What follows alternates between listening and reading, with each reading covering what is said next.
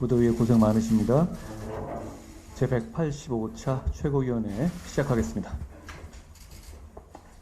어제 더불어민주당의 전당대회가 있었습니다. 이재명 신임 당대표님의 당선을 축하드립니다. 어제 하신 대표 회담의 제의도 대단히 환영한다는 말씀을 드립니다. 조속한 시일 내에 이 시간과 장소를 잡았으면 좋겠습니다. 대표회담을 통해서 여야가 지금 미루어지고 있는 여러 민생 과제들에 대해서 실질적인 많은 결과를 낼 수 있었으면 좋겠습니다. 다양한 의제에 대해서 허심탄회하게 논의하게 되기를 기대합니다.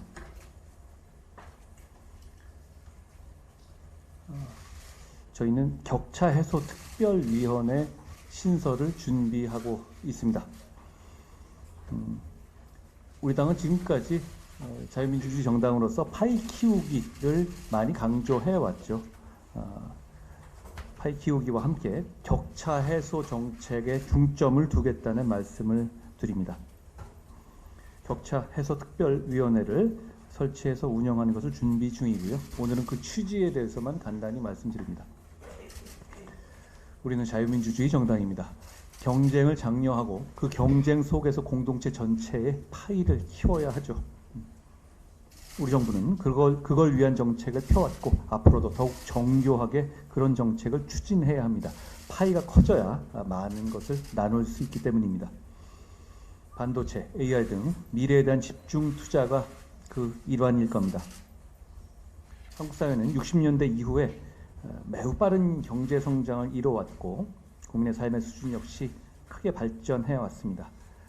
그런 발전의 결과로서 저희가 여러 가지 위험에 처하고 있는데요. 대표적인 것이 저출산 고령화 현상과 양극화를 넘어선 격차의 위기라고 생각합니다. 대한민국의 우상향은 개개 국민의 삶의 우상향과 동반될 경우 정말 의미를 가질 수 있습니다.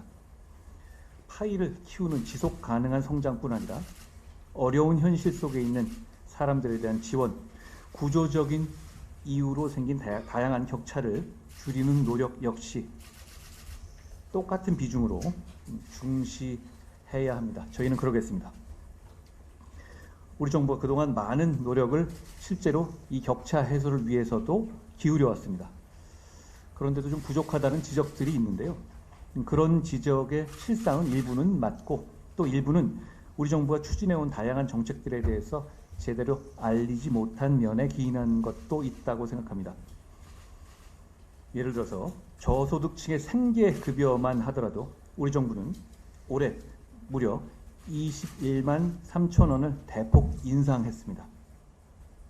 이 숫자는 지난 정부 5년 동안의 인상액 모두를 합친 19만 6천 원보다도 높은 금액입니다.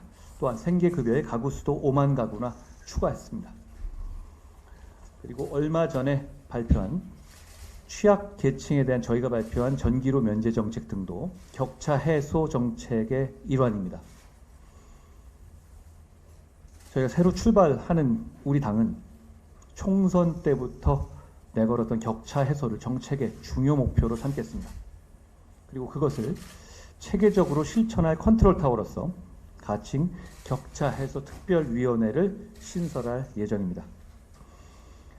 우리가 직면해 있는 격차는 교육, 문화, 지역, 소득, 자산, 건강 등 일견 각각의 격차들이 독립된 것처럼 보이지만 실제로는 서로 영향을 주고받는 다중격차 구조입니다. 그렇기 때문에 단편적인 정책 외에 다중격차를 해소하는 컨트롤 타워로서의 역할이 필요한 겁니다.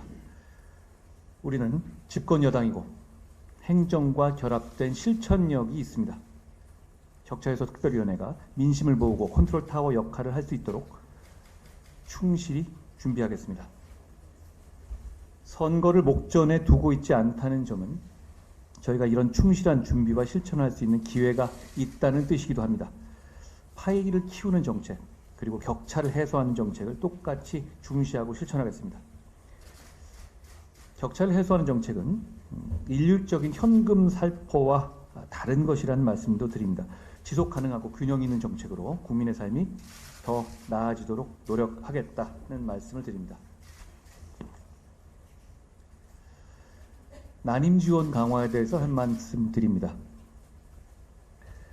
요약하면 난임 시술을 중단하는 경우에도 지자체의 시술비 지원을 확대할 수 있도록 저희가 필요한 정책을 하겠다는 말씀인데요. 우리 정부는 저출산을 국가적 어젠다로 삼아서 위기를 극복하기 위한 정책으로서 난임 지원을 확대하고 있습니다. 그 일환으로 기존의 난임 시술비를 제한적으로만 지원하던 것을 정부와 지자체 간 협의를 통해서 17개 시도 전체가 소득 기준을 폐지했고 지원 횟수도 25회까지 늘렸습니다. 그런데 난포에 난자가 없는 공난포가 발생하거나 미성숙 난자를 채취하는 경우에는 일부 지원을 받지 못하는 경우가 있다고들 합니다. 현재 최대 50%까지는 무제한으로 건강보험급여에서 지원하고 있지만 나머지 50% 비용은 지자체마다 기준이 달라서 그 비용을 모두 개인이 부담해야 하는 경우도 있습니다. 난자를 채취하고 몸에 부담이 가는 시술도 힘에 겹고 공포스러운데 값비싼 시술비까지 실패해서 나오는 그런 실망감에 더해서 값비싼 시술비까지 감내해야 하는 상황인 겁니다. 이런 문제 때문에 새 가족을 맞이하는 행복감을 온전히 느끼지 못하고 이 여러 가지 실망감만 커지게 된다라는 말씀이 있습니다. 위기를 돌파하려는 시도조차 하지 못하게 하는 상황을 개선하겠습니다. 더 많은 지원이 필요하다고 생각합니다.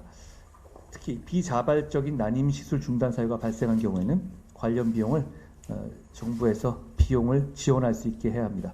이를 위해서 난임 부부가 원할 경우에 지자체의 체외 수정 지원 횟수에서 차감하거나 공난포 발생 등에 대해서 일정 횟수를 정해서 추가 지원하는 방안도 고려해 볼 수 있을 겁니다. 그리고 결과적으로는 향후 건강보험처럼 횟수 제한 없는 지원까지 필요하다고 생각합니다. 국민의힘은 이를 위해서 우선적으로 당 소속의 지자체장들과 협의하겠습니다. 당정 간 건강보험 급여 지원을 확대할 수 있는 방안도 함께 논의하겠습니다.